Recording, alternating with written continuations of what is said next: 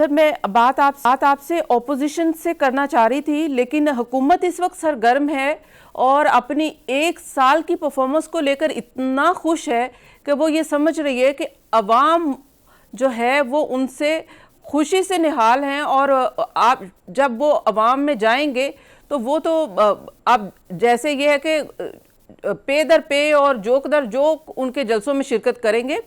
تو اس لیے میں چاہ رہی ہوں کہ پہلے اس کے اوپر بات کر لی جائے.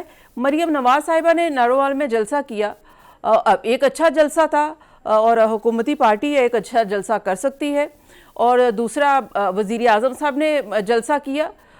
آپ کیا سمجھتے ہیں؟ سب سے پہلے تو اس جلسے کا پرپس ڈسکس کر لیا جائے کہ یہ اس جلسے کی جو ٹائمنگ ہے کہ 1 سال بعد ہی عوامی طاقت کا مظاہرہ کرنا، کیا سمجھ میں آتا آپ کو؟ دیکھیں، حکومت کی جو جماعت ہے وہ عام طور پر جلسے کرتی ہے جب الیکشنز ہونے والے ہوں. تو ابھی تو کوئی الیکشنز نہیں ہو رہے.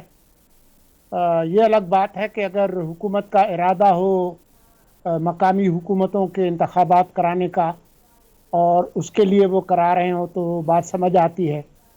لیکن ہم جو معمول کے جو حالات ہیں اس میں رہ نہیں رہے.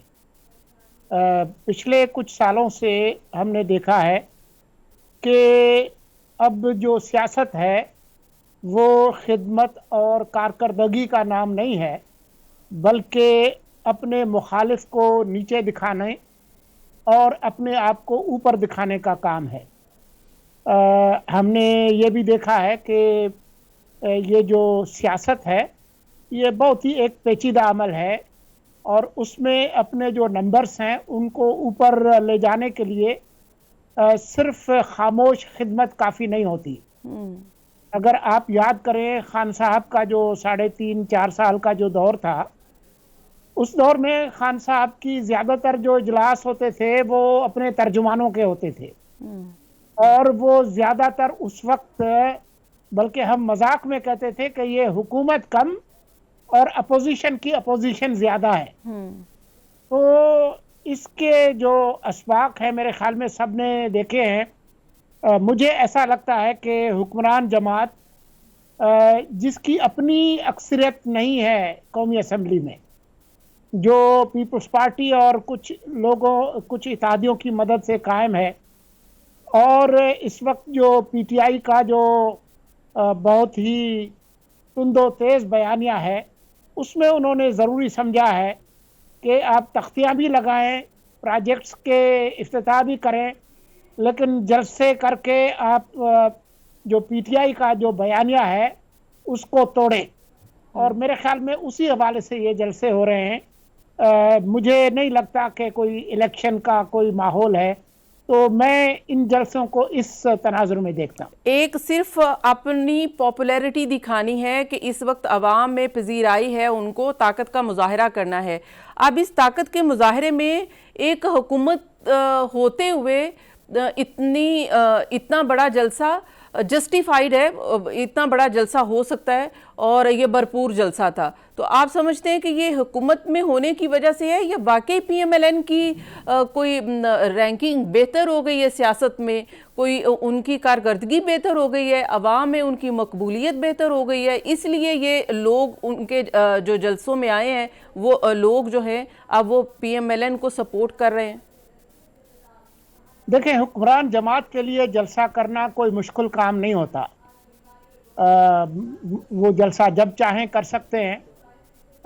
جب تک میرے پاس کوئی ناقابل تردید ثبوت موجود نہ ہو کہ آپ نے سرکاری وسائل کو سیاسی جلسے کے لیے استعمال کیا ہے، تب تک میں ان کے جلسے کے حق پر تنقید نہیں کروں گا. آپ یہ دیکھیں کہ ابھی پی ٹی آئی نے 8 فروری کو خیبر پختونخوا میں سوابی میں جلسہ کیا تھا. ان کی اپنی حکومت ہے، لیکن جب انہوں نے یہ فیصلہ کیا کہ ہم سرکاری وسائل استعمال نہیں کریں گے تو وہ جلسہ جو ہے وہ جلسی میں تبدیل ہو گیا. چند ہزار لوگ جو ہے وہ بڑی مشکل سے جمع ہوئے.